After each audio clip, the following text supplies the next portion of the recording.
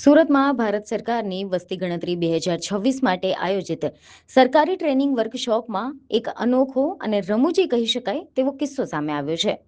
Training હોલમાં ચાલુ session દરમિયાન અચાનક એક કપિરાજ હોલમાં આવી જતા અફરાતફરી મચી ગઈ હતી. ઓડિટોરિયમમાં કોર્પોરેશનના કર્મચારીઓ અને શિક્ષકોને વસ્તી ગણતરીની કામગીરીની તાલીમ આપવામાં આવી રહી હતી.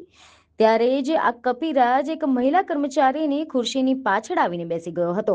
જો કે કપિરાજ હુમલો ન કરે તેના માટે મહિલા કર્મચારી ડરના માર્યા બિલકુલ શાંત બેસી રહી હતી. આ ઘટનાનો વિડીયો સોશિયલ મીડિયા પર જોરદાર વાયરલ થઈ રહ્યો છે.